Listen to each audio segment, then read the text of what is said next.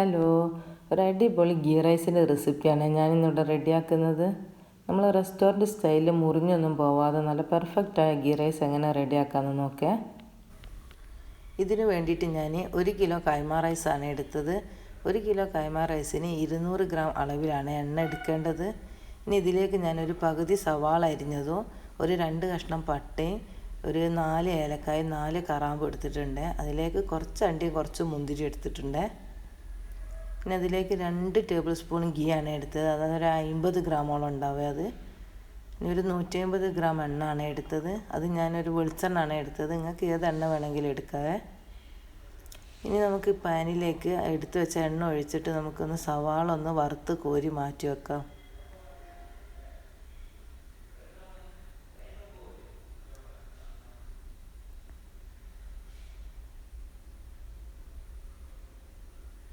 നമുക്കിനി അണ്ടിയും മുന്തിരിയും ഒന്ന് അതും വറുത്ത് കോരിയിട്ട് മാറ്റി വെക്കാം.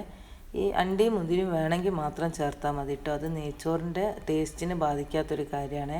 ഞാനിതൊന്ന് നെയ്ച്ചോറ് ഡെക്കറേറ്റ് ചെയ്യാമെന്ന് വിചാരിച്ചിട്ട് ചെയ്തു വെച്ചതാണ്.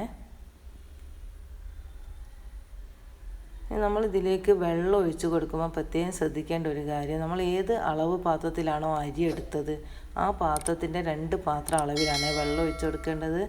അതായത് 1 ഗ്ലാസ് അരിയാണെങ്കിൽ നിങ്ങൾ 2 ഗ്ലാസ് വെള്ളമാണ് ഒഴിച്ച് കൊടുക്കേണ്ടത്. വെള്ളത്തിൻ്റെ അളവ് കൂടി പോകാനും പാടില്ല. ഇനി ഇതിലേക്ക് നമ്മൾ എടുത്തു വെച്ച പട്ടയും കറാമ്പും ഏലക്കയൊക്കെ ചേർത്ത് കുറച്ച് ഉപ്പും ചേർത്തിട്ട് തിളക്കാൻ വേണ്ടി മാറ്റി വെക്കുക. ഇനി നന്നായിട്ട് തിളച്ച് വരുമ്പോഴാണ് നമ്മൾ കഴുകി ഊറ്റി വെച്ച അരി ഇട്ട് കൊടുക്കേണ്ടത്.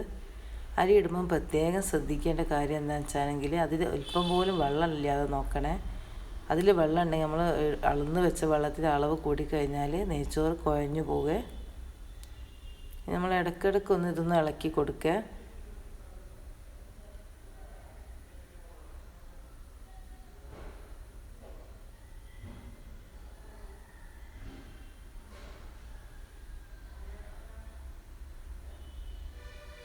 നമ്മൾ വെള്ളം വറ്റി വരുന്ന ഒരു സമയത്താണ് കേട്ടോ ഇത് ഓഫാക്കി എടുത്ത് വെക്കേണ്ടത്. നമ്മൾ ഈ മെത്തേഡിൽ നമ്മൾ ചോറുണ്ടാക്കുകയാണെങ്കിൽ നമുക്ക് അടിക്കൊന്നും പിടിച്ചോവില്ല കേട്ടോ. കാരണം അടിക്കാനില്ലാത്ത പാത്രത്തിലൊക്കെ നമുക്ക് നെയ്ച്ചോറ് റെഡിയാക്കി എടുക്കുക. ഇങ്ങനെ വെള്ളം വറ്റി വരുന്ന സമയത്ത് ഞാനിത് 2 ടേബിൾ സ്പൂൺ ഗീയും കൂടെ ചേർത്തിട്ട് നന്നായിട്ടൊന്ന് ഇളക്കി ഒന്ന് ഷേപ്പ് ചെയ്തിട്ട് അടച്ച് വെച്ചിട്ട് തീ ഒന്ന് ഓഫാക്കി കൊടുക്കുന്നുണ്ട്. നന്നായിട്ട് ഷേപ്പ് ഒന്ന് ചെയ്ത് വെക്കുക. എന്നിട്ട് അടച്ച് വെച്ചിട്ട് തീ ഓഫ് ചെയ്തിട്ട് ഒരു 10 മിനിറ്റ് എടുത്ത് വെക്കണേ.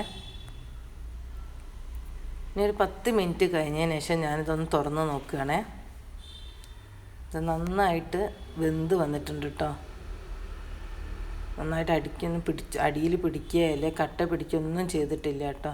നല്ല വൃത്തിക്ക് വന്നിട്ടുണ്ട്. നന്നായിട്ട് സോഫ്റ്റ് ആയിട്ടുണ്ട് കേട്ടോ. നന്നായിട്ട് വെന്ത് സോഫ്റ്റ് ആയിട്ടുണ്ട്.